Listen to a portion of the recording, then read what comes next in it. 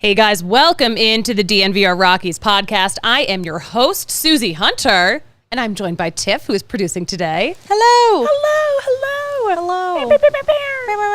Soft air horns. But big excitement, Tiff. How are you doing today? I'm good. March Madness is it's already madnessing. It do be mad, and we are creating a lot of the madness too. Yeah, honestly, like the Rams watch along yesterday was a big hit. I'm sure the Buffs one tonight will be just as fun. So if you're in the area, come out to the bar. That's pretty dope. And we're doing like these like crazy like marathon streams. Yeah, 7 hours long starting Thursday. Yeah, tomorrow. Yeah. I think I signed up to do Friday, like the 2-hour block right before my show. Nice. Yeah. So keep tuned for that. That'll be wild. The normal Friday show that normally has champagne will probably have more champagne. I might be already like a little too deep in the champagne to have more.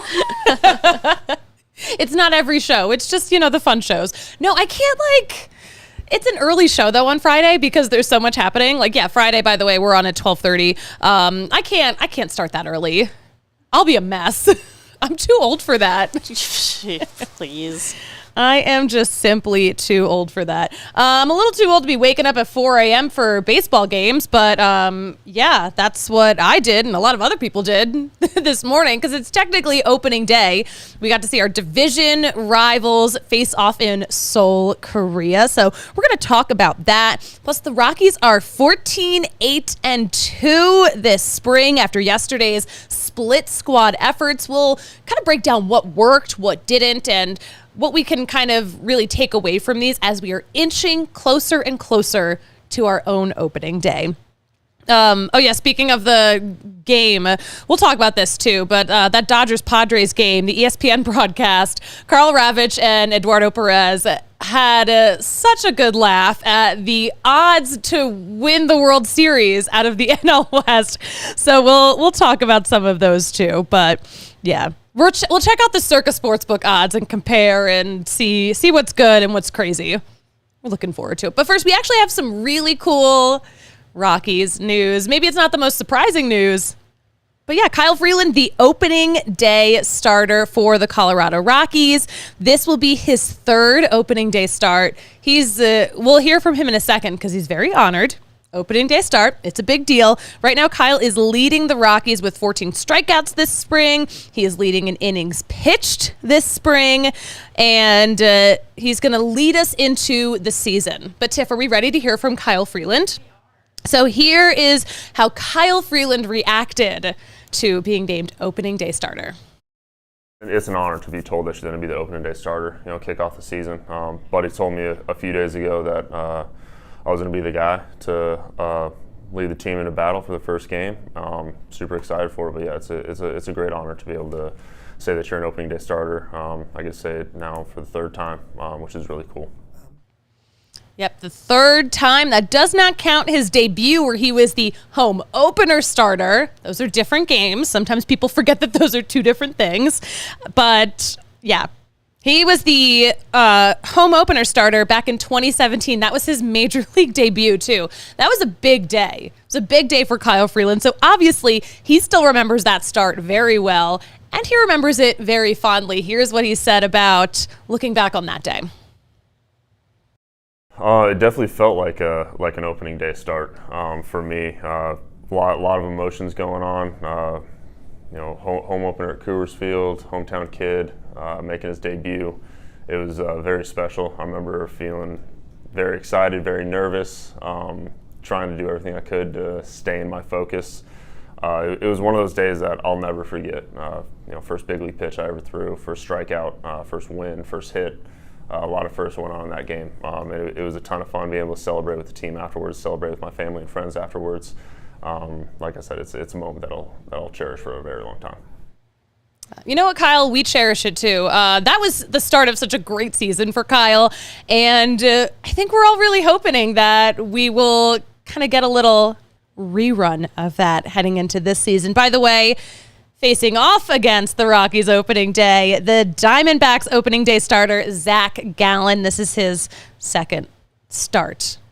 Parentheses opening day for them too. Let's bring it down to Scottsdale. We got to talk about a bunch of spring training first, but we have to mention this spring training report brought to you by Factor Meals. Use code DNVR Rocks 50 to get 50% off. Link in bio. Thank you so much. Okay.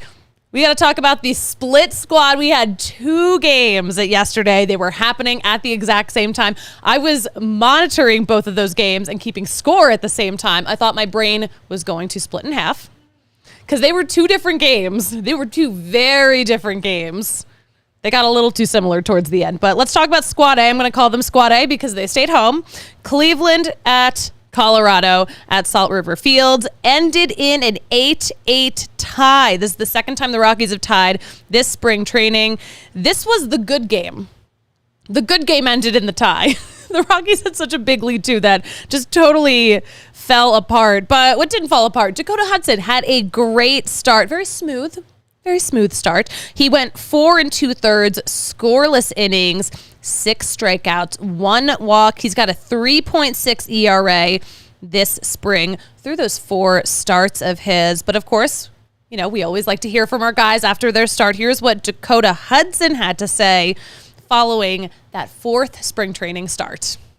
There's definitely some things that they've been working on with me as far as simplifying the delivery, and I think that's helped me with command, especially seeing the last 2 outings.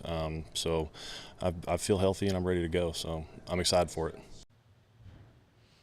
Yeah, he allowed just 3 hits too, so good on him. So yeah, what is left to work on though for Dakota Hudson? Quickening up the innings, pitching more efficiently. That's what he also said yesterday after that start. But here are Bud Black's thoughts on what he is seeing right now from Dakota Hudson. I liked what I saw from Dakota. I think the fastball had good movement. I think the breaking ball was as good as we've seen all spring. A couple good changeups, but I think the feel for the breaking ball was there today. And the fastball, played today. Got some ground balls, which is something we're looking for out of him. Because he's got the sinker. So all in all, pretty good. I mean, good outing for him. He's a veteran pitcher that, has a very good winning percentage in the big leagues. So, he knows his game. He knows what his pitches do, and now it's just a matter of him, getting ready for the season. Getting acclimated to a new team. But this was a good outing for him today. All right, a good outing. You know what else went well for the guys? Offense. Offense was clicking. We've seen, honestly, great offense in general from the Rockies. They have a .285 team batting average, which is the second best in baseball this spring, just behind the Dodgers. Hello, rivalry. And 11 hits in this game. The bats were popping. Here's what didn't work out so well. Tyler Kinley had his worst appearance of the spring, snapped that scoreless streak that he had going. He's still doing fine, but this was not his best stuff, and we know that. And Buddy knows that too, but here is Buddy's reaction to Tyler Kinley's appearance yesterday.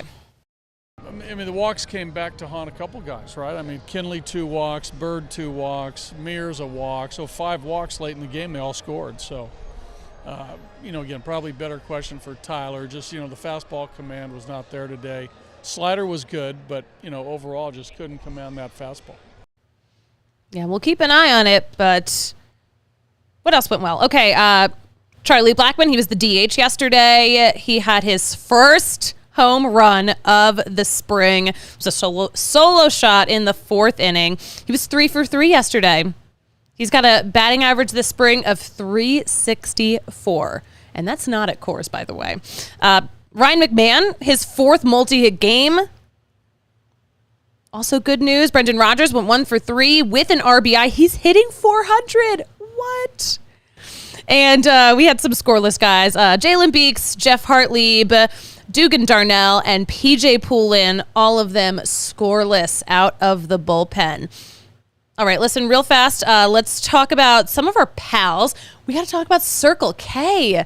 Hello, Circle K. We have the snack stand that you can't see off camera, but like they have these salted caramel branded Have you chocolates. tried those yet? No. I just tried them yesterday. They're delicious. Oh, they look so good. They're so good. Like, this looks expensive. And it's not, because it's Circle K. They're a good deal. Yeah, our friends at Circle K, they want you to join the Inner Circle. It's totally free to join. You can use the QR code, enter in your email and your phone number, and you will be fully enrolled. The coolest part, I think, your first 5 fill-ups of gas, you're going to get 25 cents off a gallon. And you're going to get deals on a lot of other things, too. The other thing is, this is totally separate from the Inner Circle, by the way. You can text Colorado's Circle Ks by texting the letters DNVR to 31310 to get a free Polar Pop of any size. Terms and conditions can be viewed at CircleK.com. Sign up with the QR code on the screen or click the link in the description of this podcast for more info. And let's talk about our friends at Factor. We have been so excited I can't wait for me and Tiff to get our Factor meals, by the way, because they're coming. Excited. I'm so excited.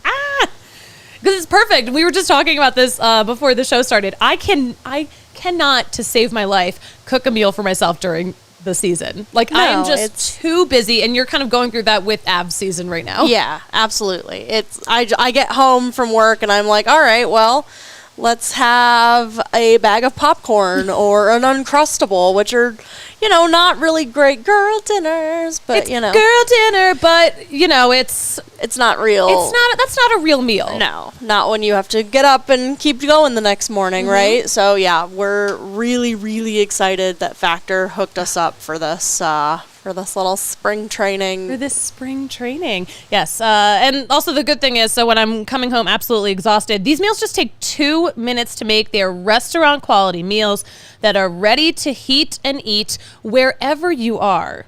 So you can sign up and save with Factor. Factor's less expensive than takeout, and every meal is dietitian approved to be both nutritious and delicious.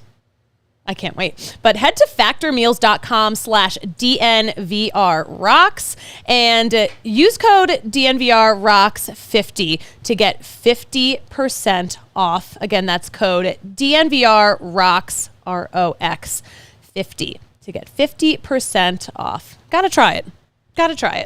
And then buy it. Why not? All right, let's talk about the game that did not go as well as the tied game. The Seattle game. Yeah, the Rockies' other squad went over to Peoria. Final score was 12-3.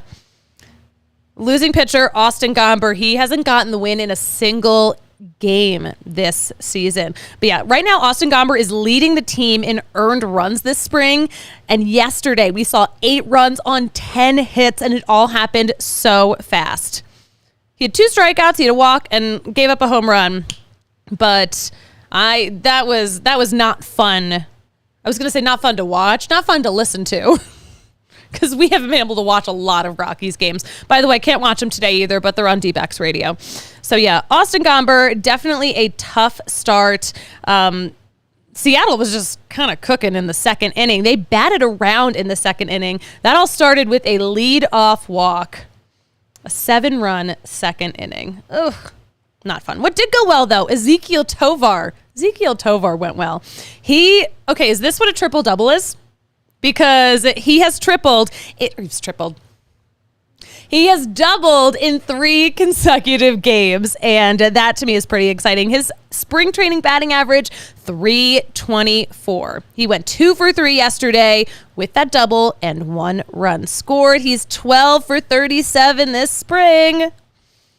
And what else went well? Matt Caracetti tossed a scoreless inning with 1 strikeout. He has yet to allow a run this spring. One of the few guys left, because we know the bullpen has had their challenges. Not like necessarily in such a bad way, But, hits are going to happen. It's inevitable. But Matt Carasetti, not yet. Some other notes. Elehuris Montero went 2 for 3 with a run and a double. He is 6 for 12 with 2 doubles in those last 4 games.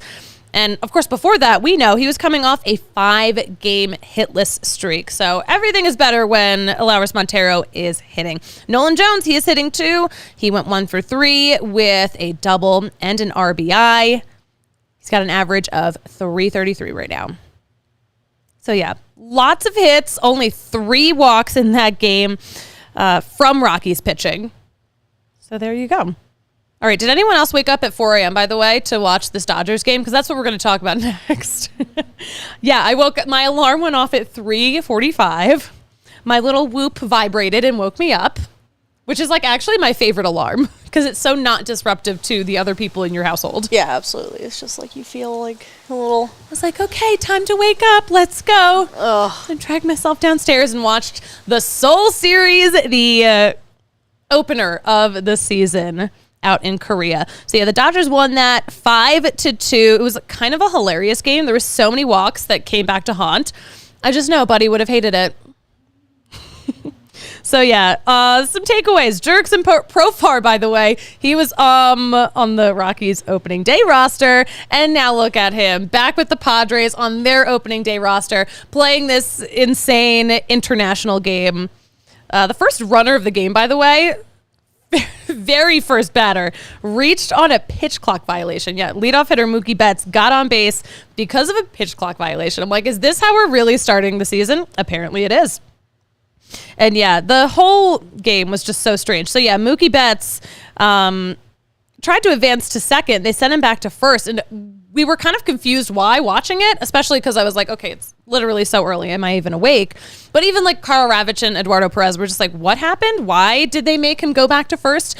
Because of an umpire's interference. So the catcher's throw was impeded by the home plate umpire. He just hit the helmet of the umpire. So the throw didn't go the way it should have gone. Technically, that's the umpire's fault. He shouldn't have been so close.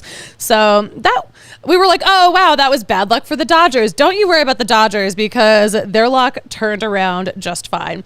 We did get to see Ohtani's first hit as a Dodger in the 3rd inning. Then he stole second base. Yeah, this is where things got really interesting. So yeah, the theme of this game, the walks haunted. The sub-theme, the Padres ended up having the worst luck of this game. So the bottom of the 3rd, Tyler Glasnow walked Tyler Wade. Tyler Wade advanced on a wild pitch. Jackson Merrill lined out, but Wade went to 3rd. And then an RBI single from Xander Bogaerts, a new Padre, scored that first run. The Dodgers answered right away in the top of the 4th, by the way. Teoscar Hernandez reached on an error. This was such a weird game where these guys who were scoring, did not initially reach on hits. Kind of crazy. So, yeah, Teoscar Hernandez reached on an error. He advanced to second. There was a throwing error by Tyler Wade. Anyway, Jason Hayward had a sac fly to score him. That tied it all up. The Padres ended up taking back the lead in the bottom half of that inning. But, again, a leadoff walk. Glasnow walked the leadoff batter. So, yeah, we saw a walk, then Jurickson Profar got a single, and then the catcher grounded into a double play, but Machado scored. The Dodgers really took it away in the 8th inning, though. We saw Brito walk the leadoff batter. It was Max Muncy. Then we had a single. We had a walk, and then a Kike Hernandez sac fly tied it up again. But then here's where it gets so crazy. Gavin Lux reaches on a fielder's choice with also an error from Padres first baseman Jake Cronenworth. The error is one that is so familiar to the Rockies because we saw it on August 21st, 2021. Okay? The ball went through his glove. And that exact same thing happened to Ryan McMahon in August of 2021. And he was also charged with the error. So I know so many people were watching that game from home and saying, no, that should have been a hit. That's not his fault that it went through the glove. Technically, I guess it is because he's supposed to be on top of keeping his equipment good, and he didn't. But it was just so crazy. It's always so funny to watch, though, because it's so confusing, because he's like, yeah, this should be in my glove. Where did it go? So that scored a freaking run. Then it was 3-2 Dodgers. Mookie Betts had an RBI single because he wrecks lefty pitching. And then Shohei Ohtani had an RBI single. 5-2 Dodgers with a little something that was familiar to us here in Colorado. By the way, Tiff, I don't expect you to have an encyclopedic knowledge of every single Rockies game because, that's not your job. But unfortunately, that August 21st, 2021 incident where the ball went through Ryan McMahon's glove. So Tyro Estrada ended up reaching base because of that. And then he eventually scored on an Austin Wynns single back when he was with the Giants. Full circle. There we go. Let's bring it full circle back to our OG craft beer partner, our friends at Breck Brew. We love Breck Brew. They are the official craft beer of DNVR. And Breck Brew is a beer for any occasion, too. Do not forget about the Avalanche Amber Ale, the Mile High City Golden Ale, the Broncos Country Pale Ale. Let's chug. The Funslinger, and the Good Company Hard Seltzer. Whichever one you're looking for, go to breckbrew.com to find a brew near you. Let's talk about our friends at Circa. Of course, we know the resort and casino is poppin', but we really got to talk about the app because the Circa Sports Colorado app is available.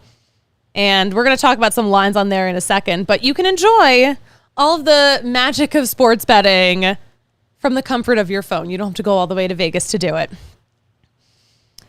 But yeah, Circa Sports, just got to say real fast, Circa Sports bets can only be made while physically located in the state of Colorado. You must be 21 or older, all rights reserved. Circa Sports Colorado encourages you to gamble responsibly. If you have a gambling problem, call or text 1-800-GAMBLER or visit problemgambling.org. All right, let's... I got a problem with maybe some Rockies numbers. No, I have no problems. We got to talk about this. So, yeah, I mentioned earlier, Carl Ravitch, Eduardo Perez, we're talking about the National League West odds and that steep drop-off when it gets to the Rockies. Because we've seen this happen, too, all offseason where these stacked teams that are in this very tricky NL West just keep getting better and better with these pieces that they are adding. And it's reflected in the odds. But yeah, I was just checking the Circa Sportsbook Colorado apps for some baseball odds. The Rockies are at plus 100,000 odds to win the World Series, which is so steep. And it's the steepest one in their numbers. The A's are at 80K, plus 80K odds to win the World Series. The over-under, you want to take a guess of what the over-under is, Tiff? I couldn't even guess. I don't even know. I think in previous years, I think last year it was, or 2 years ago, I think it was 68.5. So a lot of us were like, oh, we got to bet the over, got to aim for those 69 wins. And they got 68 wins. Okay, I'm going to say, And keep in mind, they also lost more than 100 games. They lost 103 games last year, and there is 162 games in a baseball season. I'm going to say it's set at 62. That is so generous. Oh my God. Not too generous. The over-under on Circa right now, 59.5. So yeah, what do you got? I mean, when I see plus 100,000 odds, I'm like, well, you might as well put $1 down. It could be crazy. But also when you look at this division, they're not even making out of this. It's so doubtful they even make it out of this division alive. How sad. That was so dramatic. So sad, so dramatic. So dramatic. Also, Steve in the chat, hello. Thanks so much for joining. You want to know when LA is coming to Coors Field? Let me find. Okay, so not in April. Wait, not in May. Wait, did the Dodgers seriously not come to Coors Field until June? No, that's crazy. That's so crazy. I didn't even notice that. We go to LA. But that is absolutely wild. Yeah, we're going to have a little Dodgers drought at Coors Field for a little bit. You know what? Sometimes those Dodgers fans, there's too many of them. It makes me a little mad. I'm like, this is our home. Can you have manners, please? Wow, that is wild. When did the Dodgers come back? Thanks for watching this show where I just look at the schedule. And then the Dodgers finished the season here at Coors Field, by the way. Well, you know, we finished this season. They'll probably move on. Their season probably won't be done if we're really thinking about it. So yeah, that's what's going on. Steve, thanks for joining. Thanks to everyone else who's joining too. Feel free to hop in the comments. Let me know if you're taking the Rockies to win the World Series at plus 10,000 odds or plus 100,000 odds. I can't read.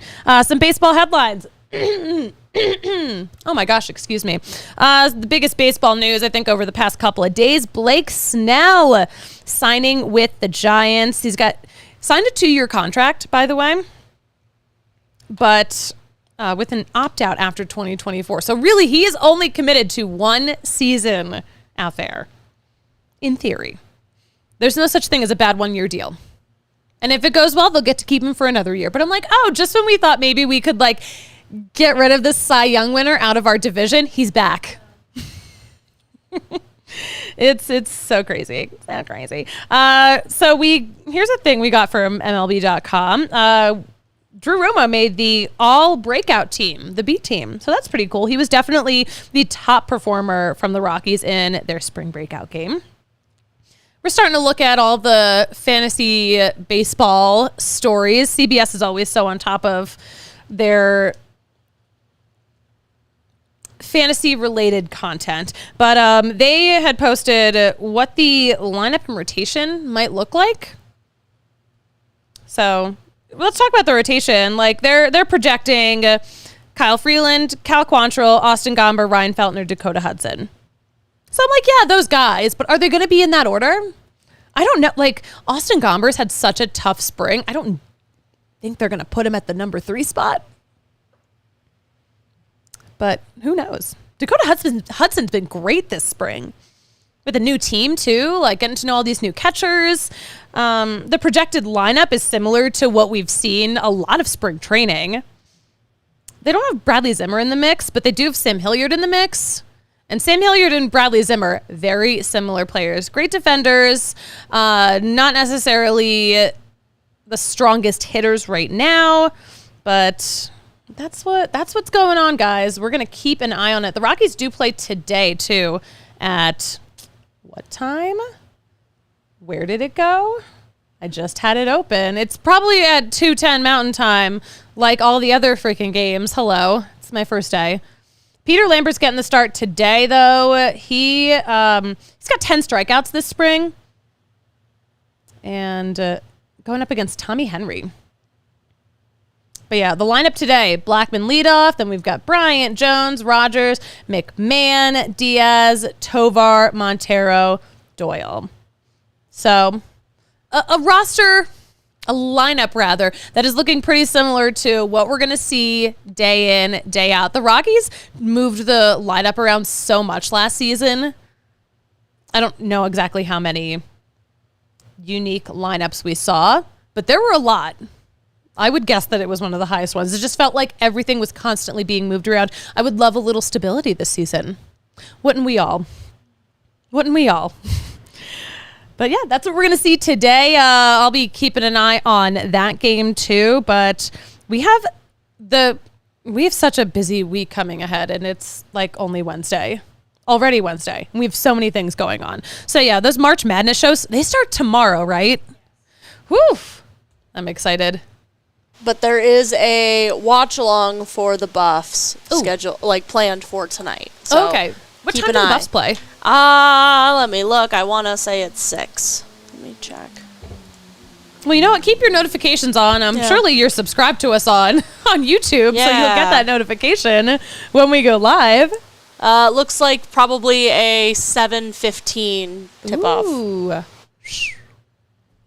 That's my throw. That's why I'm terrible at basketball. I know. I did the same thing. Yeah. It just went straight down. Yeah. Oh my goodness. The other thing that we didn't even talk about, I want to know what you guys think of this. So if you're watching, if you're listening, like tweet at us or hop in the comments. Tiff, did you see the Vic Lombardi tweet about baseball yesterday morning? I did. I didn't know Vic Lombardi had any thoughts about baseball. You know what? Actually, me neither. Actually, me neither. But yeah, Vic Lombardi tweeted out yesterday, the topic on Altitude Sports Radio this morning is baseball. Never in my life have I been more disconnected with the sport of baseball than I am right now. Not proud about it, sad, almost ashamed. I love the game. I grew up romanticizing the game. I barely care anymore. What happened? So what happened in the comments is just there's a lot of negativity, especially towards the Rockies, mostly at ownership and Dick Monfort. But I don't know how to take this one, man. I really don't know. I'm still processing it. I don't know. I think it shows how dedicated you are in Spin Zone in your own coverage, and thank you. Yeah, you do a great job, and you do stick with it as much as everybody else doesn't. So yeah, well, kudos to you. I don't know. See, thank you. Well, here's the thing. Like, I tweeted out, I was just like, I feel like I'm Sisyphus rolling the boulder up the mountain, like forever and ever and ever, because like I'm here in this city covering this team that people just really seem to hate right now. And like so many people popped in and they were like, well, like you haven't been in this town long enough to know that like you don't know Rockies fans. I'm like, okay, like I'm literally responding to what I am seeing in the replies on that tweet. And what I am seeing is hate. Not just hate, but like overwhelmingly, I'm just seeing such a disdain for the Rockies right now. And it bums me out. But at the same time, I know that ownership has burned that bridge for a lot of fans. And there's got to be a way to fix it, but we don't have that answer right now. And a lot of people are, again, the people who are like, sell the team. He's never going to. You have to pick a new shtick or just admit that you're not a baseball fan and move on.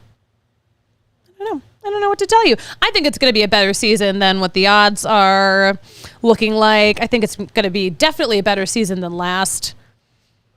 But yeah, I was looking at, Fangraphs. I was looking at the projected wins on Fangraphs. They have the Rockies at the bottom of not just the National League, but all of baseball. They are projecting 99.3 losses. So better than last season.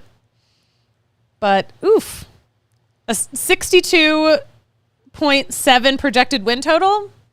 Fangraphs? That's so mean. So mean. So mean. No. I will say, though, it is nice. Right now, the Rockies are not at the bottom of the NL West. We'll take that. Because technically, the Padres are at the bottom of the NL West because they have played and lost a game already. What a win for us. I love it. Oh, we got some fresh comments in here. Let's see. Sixer in the chat. I will live and breathe this team till I die. Same, fam. Same. Steve, 162 games is way too many. Maybe if the season was shorter, maybe more people would watch. No, the whole point of baseball is that it's the ultimate of the season-long marathons. It is so long. It is such a grind, and that is part of what makes it hard. Is that you have to stay, you have to stay fresh through all of that. Oh, Sixer also adding in the chat, most baseball fans here in Denver are just there to socialize. See, I mean, I think a lot of people who go to games at Coors Field are definitely there to socialize, but like, there's nothing else to do. I don't think there's anything necessarily wrong with that. Yeah. Because if you want to go to a baseball game and enjoy the atmosphere, like, it's a free country. You can watch as much of the game as you want. That's not what I'm going to do. But I don't think there's anything inherently wrong with that. I think it's like really the ratio of fans who are actually there to watch the game compared to all the fans on the party deck having a good time. Someone's got to have fun, right? I don't know.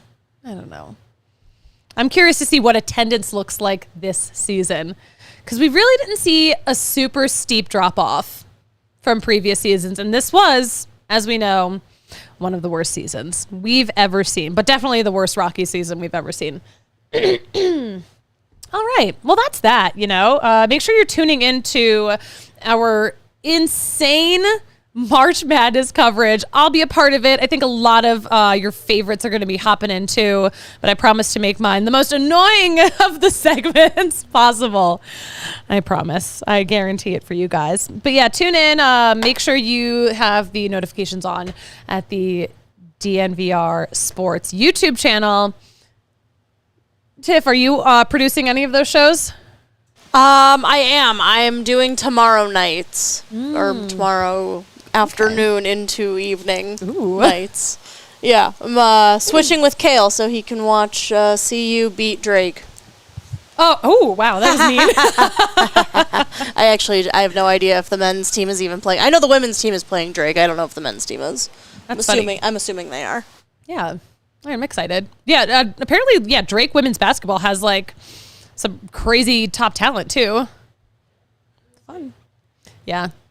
I'm here for the women's basketball brackets. Men's college basketball has already broken my heart because the school I went to downgraded to D3 literally days after they made the tournament for the first time, and I will never get over it. I don't care how many emails I get from the Alumni Association. I will never get over it. I will never stop talking about it until they fix it. I'm going to send this whole YouTube link to them so they can hear me. Tiff, I want to hear what you have to say all throughout this March Madness run and also through this Avs season as it continues. But where can we follow you on social media? I am at Tiffany with an I_Tano on all platforms. All platforms.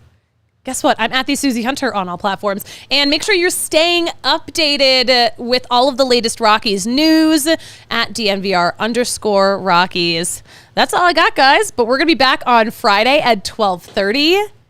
Make sure you join us. Tiff, you know what I like to say about closing out a show like this one? What do you like to say, Suze?